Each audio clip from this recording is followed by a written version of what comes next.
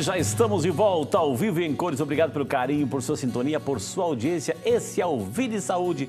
Hoje falando sobre orientações, os perigos, as consequências aí para o nosso organismo, esse acúmulo que vamos tendo no nosso dia a dia sobre a automedicação. Conosco aqui o Dr. Edmundo Saab, ele é clínico geral, também médico cardiologista, nutrólogo e também especialista na prática ortomolecular.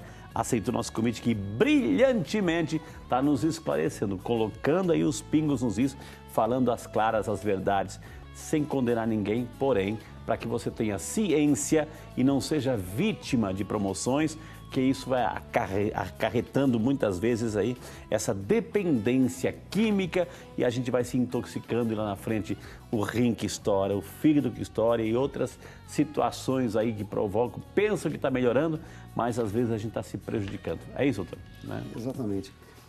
Quando você bloqueia um sintoma, você não está cuidando da causa. Eu tenho uma frase que eu uso há mais de 20 anos, que é assim: não existe 1 milhão de causas diferentes para 1 milhão de doenças diferentes. São meia dúzia de alterações que vão ocorrendo no seu organismo ao longo da vida, onde a nossa medicina convencional, nós mesmos não prestamos atenção, negligenciamos isso e essas situações vão causando as doenças. Então, quais são elas? Carências de nutrientes, desproporção de nutrientes, desidratação crônica, falta de água dentro da sua célula e na matriz que envolve todas essas células, falta de oxigênio nessas células, na matriz, desmodulação hormonal, mas de todos os hormônios, não só sexuais, estresse oxidativo, excesso de radicais livres, inflamação crônica silenciosa, toxicologia ambiental que está em tudo em volta da gente, tá certo? Então, quando a gente começa a cuidar disso tudo, o seu corpo, o seu organismo, o seu terreno não está predisposto para que a doença se manifeste e evolua. Então, isso é uma coisa muito importante.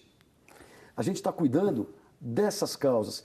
Porque quando eu calo simplesmente os sintomas, Frei, ou mascara, as causas continuam agindo e sem sintomas. E aí vão aparecer novas doenças, porque as causas continuam agindo, além dos efeitos colaterais dessas drogas que eu usei para calar os sintomas. Aí vão aparecer novas doenças, onde eu vou usar novos medicamentos e novos efeitos colaterais e as mesmas causas ainda agindo, porque elas não são freadas.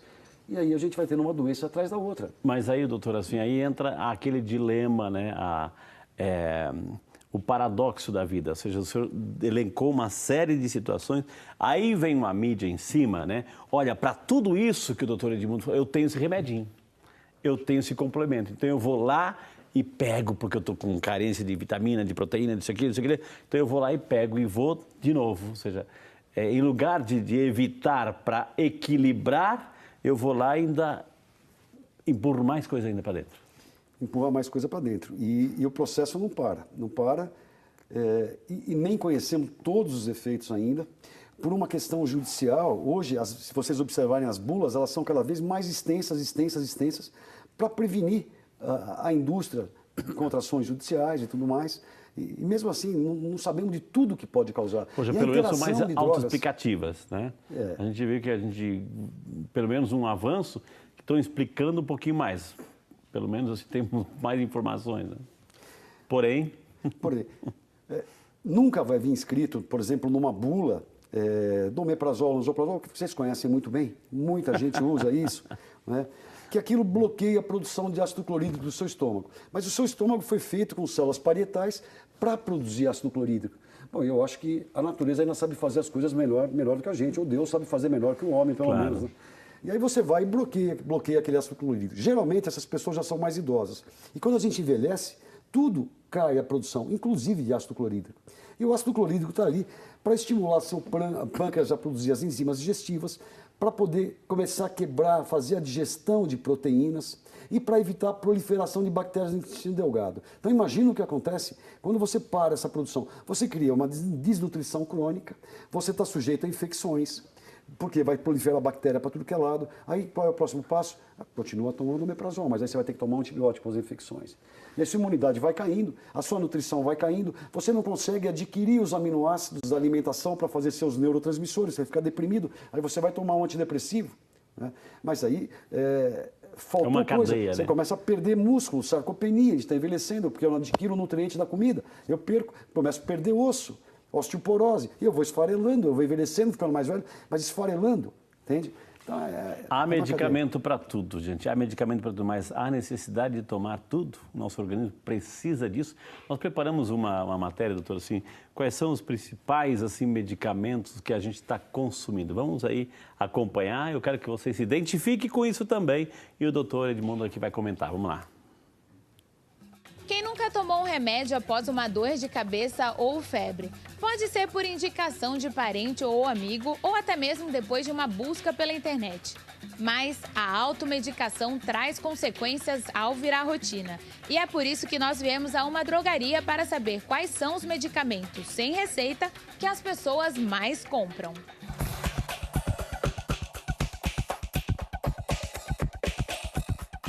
Os medicamentos que as pessoas mais procuram aqui na farmácia são os medicamentos para dores, analgésicos, antitérmicos, relaxantes musculares e os descongestionantes também. Normalmente, assim, vem todas as faixas etárias, desde adolescente, mais jovens, adultos, todos eles vêm à procura. Normalmente a indicação de um amigo, de uma mãe, de um vizinho acabam indicando e aumenta essa automedicação. O problema é que as pessoas costumam conhecer os benefícios dos medicamentos, mas nem sempre os efeitos colaterais. Normalmente elas conhecem os benefícios, elas veem os benefícios e acabam comprando, mas os malefícios, as contraindicações, o que vai ocasionar, elas não sabem nem a posologia. Então, por isso é importante a presença do farmacêutico para indicar o melhor medicamento, o tratamento e o período de tratamento do medicamento. Segundo a farmacêutica, as propagandas estimulam o consumo e a automedicação. A mídia ela acaba provocando um maior estímulo da automedicação no paciente. Ou o paciente ele pode ir no médico, normalmente ele vai no médico, o médico indica, mas quando não tem a prescrição médica, ele acaba levando em consideração informações que a mídia fornece para ele. Aí, doutor, assim, é essa prática que a gente vê, né? Ou seja, essa quantidade indiscriminada, sem receita e vai lá. E a nossa equipe, a resposta foi muito interessante. Você vê os benefícios, né?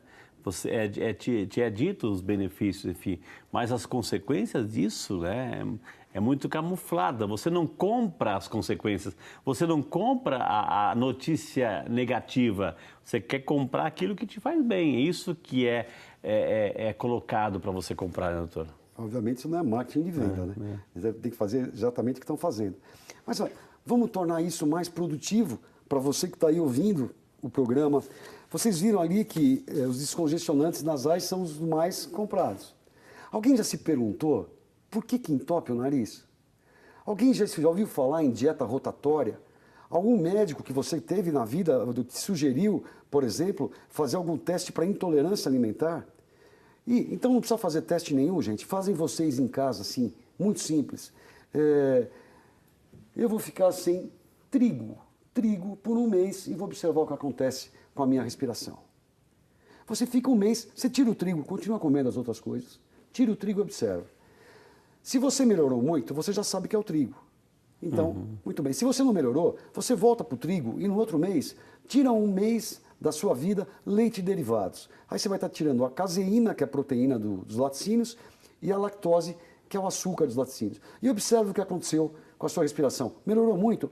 É a caseína, é a lactose. Então você já sabe o que é. Não melhorou? Vai e tira um mês o açúcar. Olha, eu posso garantir para vocês uma coisa, se vocês forem querer fazer um teste, já façam dos 3 de uma vez por um mês, que eu garanto para vocês que 95% dos que fizerem isso só vão comprar o descongestionante quando consumirem um alimento desses depois. Olha que interessante, cada dica. Isso é muito usado na Europa, dieta rotativa. Ouça o que o seu corpo te fala, ouça. Simples. Preste atenção, né? Doutor, as perguntas começaram a chegar, doutor. Graças a Deus aí. A nossa amiga Lindalva Tereza Cavalcante Silva, de Concórdia, do Pará, lá no Pará, acompanhando a gente. Obrigado pelo carinho, dona Lindalva. Ela, doutora, assim, ela já tem a resposta, inclusive, aí. Ela toma omeprazol todo dia e quer todo dia. E quer saber se faz mal, porque faz muitos anos que ela toma. que o senhor tem a dizer para a dona Lindalva, doutor? Dona Lindalva, eu queria sugerir para a senhora ir desmamando. Se a senhora toma 40 miligramas por dia, passa a tomar 20 na primeira semana. Na segunda semana, passa a tomar 20, segunda, quarta e sexta. Na terceira semana, tomar 20 miligramas 2 vezes e parar. Obviamente, é muito difícil deixar de usar essas drogas, porque aumenta muito a produção de ácido. Então, a senhora pode se beneficiar, se tiver azia, nessa fase de desmamando da droga, de usar uma colherzinha de café de bicarbonato de sódio em meio copo d'água. Pode usar isso 2, 3 vezes por dia. Pode usar a velha pastilhinha de magnésia bissurada, que é natural, que a senhora compra em gôndola de farmácia. Obviamente, essa ninguém faz propaganda e é muito barata. E pode mastigar essa pastilhinha 3, 4 vezes por dia.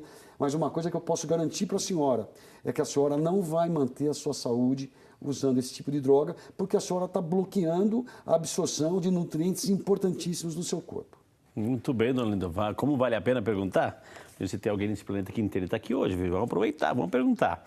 A nossa amiga Cecília Perar de Oliveira, de Araranguá. Araranguá, Santa Catarina. Obrigado, Ana Cecília. Um beijo aí para a senhora acompanhando o programa da nossa terra aí. Doutora, ela tomava muito paracetamol, tramadol com receita médica. Tomei por muito tempo, diz ela. Hoje tenho gordura no fígado, esteatose hepática.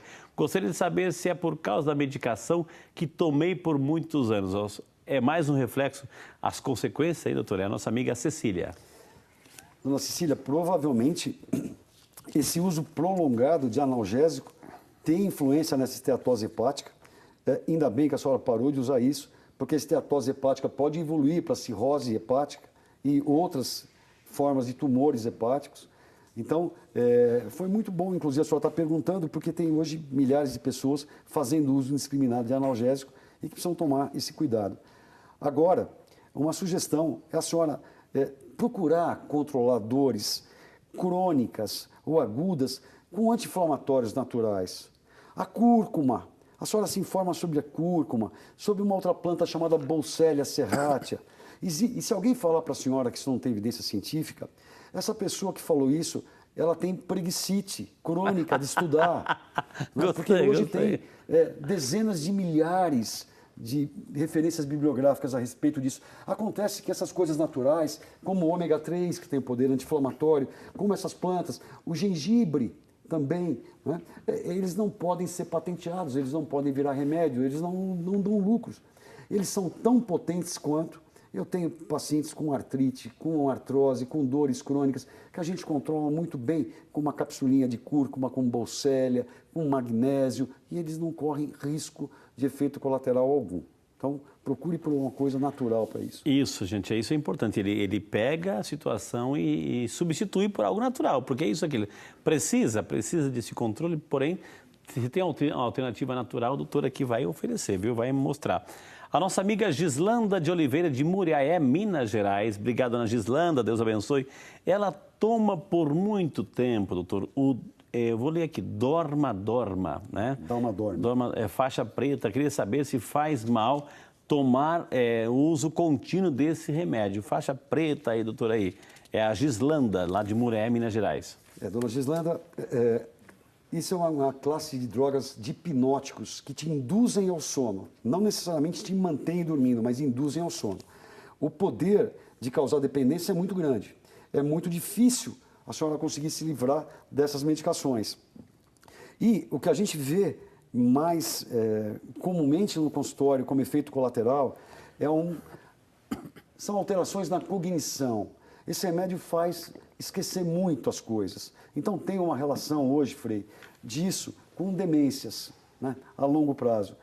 O que geralmente a gente tenta fazer é ir diminuindo a dose do Dalmadorm e junto, usando uma cápsula que parece água, mas ajuda a diminuir a utilização do Dalmadorm, qualquer hipnótico, Roipinol, Dormonide, existem vários nomes comerciais no mercado. Eu costumo associar uma cápsula de passiflora, de valeriana, de mulungu, junto, 1, 2 cápsulas, para poder diminuir esse Dalmadorm pela metade, e depois diminuir para 1/4, e ir substituindo por essas plantas. Isso é interessante, sim. Muito bem, gente. Como vale a pena perguntar, gente? A sabedoria desse homem aqui compartilhando com a gente, ensinando. Tem alternativas, não precisamos ficar o tempo inteiro nessas drogas químicas, a solução alopática. Tem outras alternativas, a gente está mostrando aqui, viu? O Pedro Antônio Possari, de Panorama, São Paulo, obrigado, seu Pedro, pela participação. Ele toma o remédio Diovan, né, doutor, aqui, que é 320 mg para pressão, e também Betis 4 mg para diabetes. Toma todos os dias e quer saber se tem algum remédio natural para que eu possa diminuir esses medicamentos alopáticos. Então, ele toma para pressão e para diabetes. O seu Pedro, doutor, o que pode é a alternativa aí? Muito boa pergunta. Pedro, você não pode deixar de usar essas medicações de uso contínuo. No caso, o Diovan como antihipertensivo e o Betis. Agora, você pode... A minha pergunta para o Pedro e para vocês todos que estão me ouvindo, algum de vocês nasceram hipertensos ou diabéticos? Ou eram hipertensos diabéticos com 15 anos de idade? Doença adquirida. Ou vocês se tornaram depois? Né? Porque é muito fácil na medicina falar assim, a sua doença é de origem idiopática.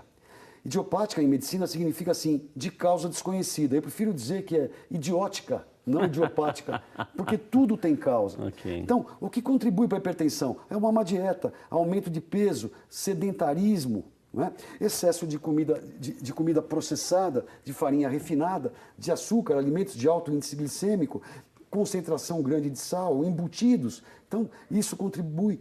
Falta de vitamina D, que é um hormônio. Então, vamos colocar esse hormônio em níveis ótimos. O seu médico tem que pedir esse exame, a dosagem da 25-OH vitamina D, e não adianta estar simplesmente em níveis de suficiência, em 30. Tem que estar entre 50 e 70. Isso vai começar a fazer cair sua pressão. Grande parte da população tem déficit de magnésio. Nós não temos solo vulcânico aqui. Então, nossa comida, nossa água é pobre em magnésio. Todo mundo, ou pelo menos quem é hipertenso e que não pode ter dosado seus níveis de magnésio, e não adianta dosar no sangue, porque ele é um mineral existente em 99% dentro da célula, teria que ser magnésio eritrocitário, isso é um exame caro, mas eu já adianto para vocês que nos Estados Unidos, que tem mais magnésio no solo, 80% da população é deficiente. Aqui, nós podemos considerar que quem não é um vegano que come vegetal o dia inteiro, também é deficiente de magnésio. Então, suplementar magnésio, acertar a dieta, acertar a vitamina D, começar a andar, isso vai acontecer o quê? Vai começar a diminuir a sua pressão, você vai ter que diminuir o Diovan, vai começar a diminuir a sua glicemia, a sua hemoglobina glicada, que é a média do açúcar nos 3 meses. O seu médico vai ter que diminuir o seu remédio. Esse é o caminho. O caminho é o senhor, Pedro, procurar a sua cura, porque enquanto você depositar tudo aquilo naquelas cápsulas mágicas da indústria, você só vai estar melhorando os rendimentos dos investidores dessa indústria, menos a sua saúde. Gente, esse homem sabe demais, não sabe demais. Que gostoso de ouvi-lo, né? Porque a gente vai aprendendo, é uma lição de vida, é um puxão de orelha, mas o objetivo é qualidade de vida, para que você, assim, viva mais e melhor, não dependente de tantas coisinhas assim que a indústria faz para ganhar dinheiro. Então a gente vai chamar o nosso segundo intervalo, na sequência temos muito mais informação para você. Vai ligando, colocando um pouquinho a sua história aqui, o Vídeo Saúde volta já só para você.